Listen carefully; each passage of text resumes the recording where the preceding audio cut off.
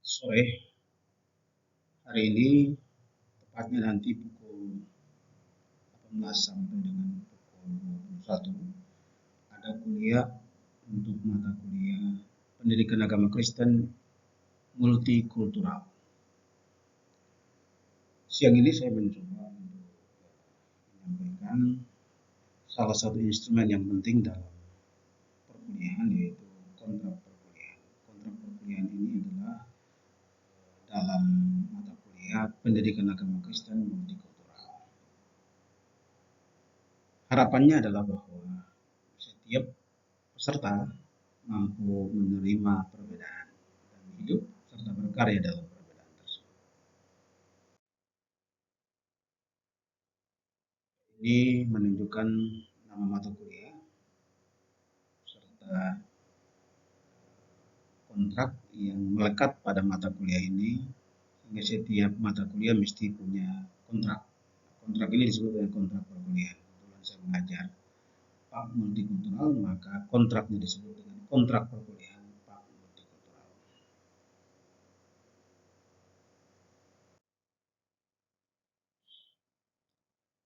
Bagian pertama kita mulai dengan identitas mata kuliah. Dalam identitas ini, misalnya ada kode mata kuliah, kita kosongkan, nanti kita tanya ketua program studi. Lalu mata kuliah Pendidikan Agama Kristen Multikultural, bobotnya 2 SKS, butuh waktu 100 menit untuk belajar. Semesternya nanti bisa diisi setelah bertemu dengan mahasiswa. Dosen dia saya sendiri, Dr. Yanas Monley, Magister Teologi. Lalu capaian pembelajaran yang diharapkan adalah bahwa mahasiswa Magister Pendidikan Agama Kristen menganalisis pendidikan multikultural dalam pendekatan ontologi, epistemologi, dan aksiologi terhadap pendidikan multikultural dalam pendidikan agama Kristen. Jadi, bagaimana pendidikan agama Kristen terbuka untuk gerakan pendidikan multikultural. Mata kuliah prasyarat yang harus diambil sebelum mengikuti mata kuliah ini adalah mahasiswa sudah memiliki pengetahuan tentang pendidikan multikultural pada saat kuliah S1. Lalu mata kuliah yang lain adalah filsafat ilmu. Jadi, dua mata kuliah ini penting dalam rangka studi mata kuliah Pak Multikultural.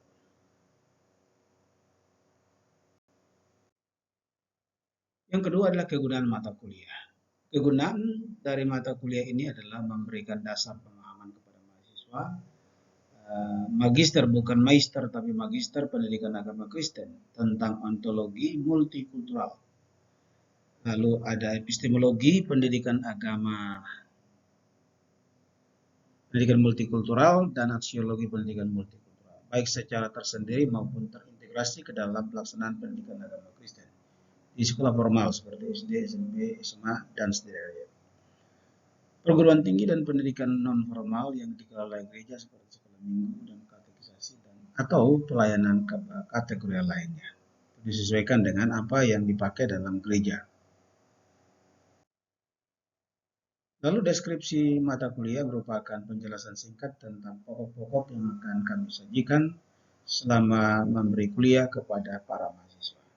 Jadi, unsur yang dikedepankan adalah aspek ontologi dari epistemologi, lalu dimensi epistemologi dalam soal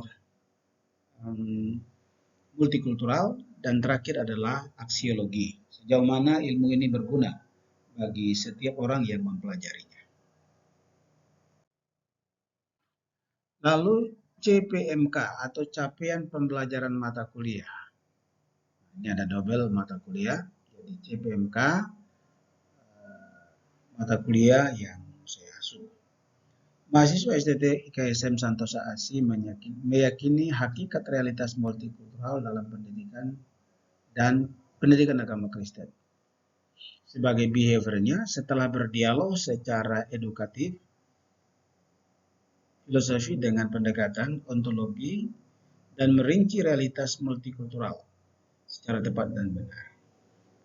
Lalu yang kedua, mahasiswa STT IKSM Santosa ASI rekonstruksi teori pendidikan multikultural maupun sub-sub pendidikan agama Kristen yang bersifat teosentris atau kebenaran rasional setelah menyelesaikan pembahasan pokok dan pokok bahasan yang dirinci dalam epistemologi pendidikan multikultural secara mendalam dan tuntas.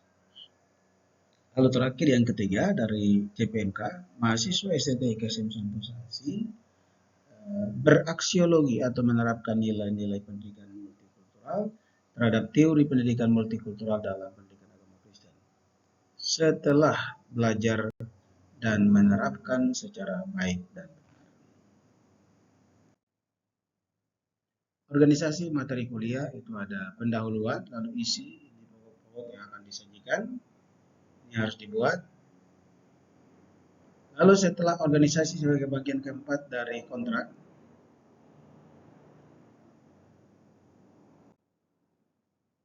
yang kelima adalah pendekatan dan strategi pembelajaran. Pendekatannya adalah student center learning. Maksudnya pembelajaran itu lebih banyak dilakukan oleh mahasiswa. Lalu strategi yang dipakai adalah kolokium. Ada tema-tema tertentu yang disepakati untuk kemudian didiskusikan oleh mahasiswa. Jadi strategi pembelajaran, sharing materi, ceramah, latihan, diskusi kelas, presentasi hasil diskusi, dan seterusnya. Ini membuat beberapa mahasiswa, orang merasa tidak cocok, tidak menerima itu, kemudian pindah ke tempat lain. Jadi ini diminimalisasi. Sumber-sumber belajar, ada beberapa buku yang saya pakai, ada Soeharto Sopater, Penyunting Seri Membangun Bangsa, dan seterusnya. Lalu Khairil Mahfud, Pendidikan Multikultural, lalu Mariam Kurniawati, Pendidikan Kristiani Multikultural, lalu Suparlan A. Hakim dan Sri Utami, Pendidikan Multikultural, Strategi Inovatif Pembelajaran dalam Pluralisme Masyarakat Indonesia. Diambil dari buku yang diterbitkan di Malang, Media Madani. Kemudian penilaian dan kriteria pembelajaran. Itu ada presensi, kehadiran itu 10%, makalah 30, tugas bacaan 20, jurnal 20, UTS 20. Mengapa perbedaannya begitu mencolok? Yaitu hanya untuk menghargai senioritas dan juga mereka yang baru bekerja.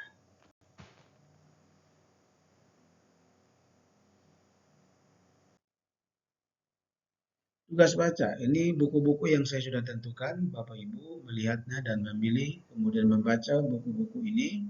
Ada 3 atau 4 buku, pilih salah satu. Selesai tugas membaca, dikumpulkan. Tugas sebaiknya dilakukan dalam format resensi. Dalam format resensi supaya itu lebih baik lagi. Tugas presentasi nanti sebentar kita akan lengkapi. Tugas jadwal perkuliahan. Pertama itu kita bicara tentang perkenalan kontrak perkuliahan dan menyampaikan RPS. Setelah itu kita bicara tentang kontrak perkuliahan dan juga RPS. Ada ontologi pendidikan multikultural, ada multikultural dalam keluarga, multikultural dalam gereja, masyarakat, sekolah formal, sampai kepada perguruan tinggi.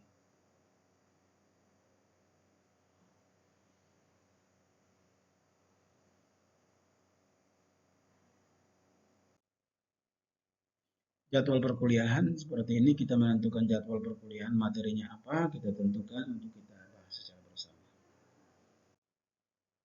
Ya, ini masih hubungan dengan jadwal perkuliahan. Lalu kita juga menentukan tata tertib perkuliahan. Berapa lama mereka harus minta izin keluar, keterlambatannya diberi waktu berapa menit, itu kita harus cantumkan di sini. Ya, ini format per-EPS berbasis KKN. Tetapi saya tidak melakukan semuanya secara utuh, hanya mengambil sebagian. Lalu dalam rencana pembelajaran semester Pak Multikultural, ada capaian pembelajaran lulusan, Dalam capaian pembelajaran lulusan itu ada beberapa rumusan.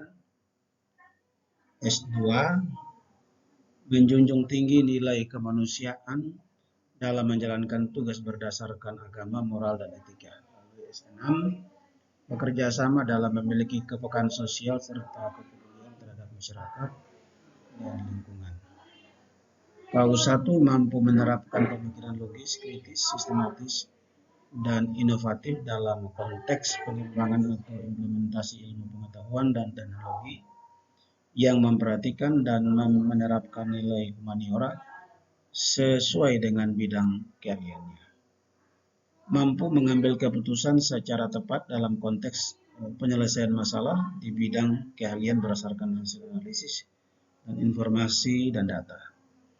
Lalu CPMK-nya adalah mahasiswa memiliki pemahaman tentang teori, pendekatan, makna, konsep dasar, implementasi, tujuan fungsi, dinamika, perkembangan dan karakteristik berbagai belahan dunia, serta pentingnya implementasi pendidikan multikultural tentang tantangan dan permasalahannya.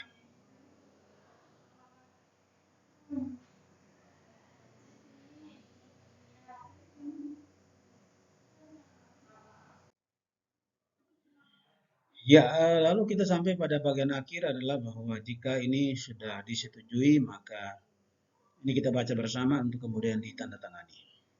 Berita acara hasil kontrak pembelajaran mata kuliah PAK Multikultural.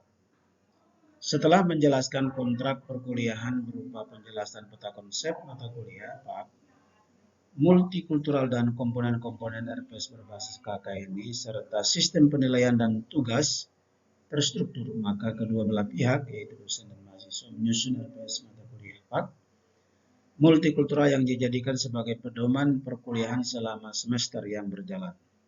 Bila ada pihak yang melanggar, maka akan ada sanksi yang harus ditanggung. Jakarta, 28 November 2023. Dosen yang bersangkutan saya sendiri Yonas Mulai. Lalu koordinatornya nanti akan ditunjuk setelah ada di ruang kuliah. Terima kasih. Tuhan memberkati.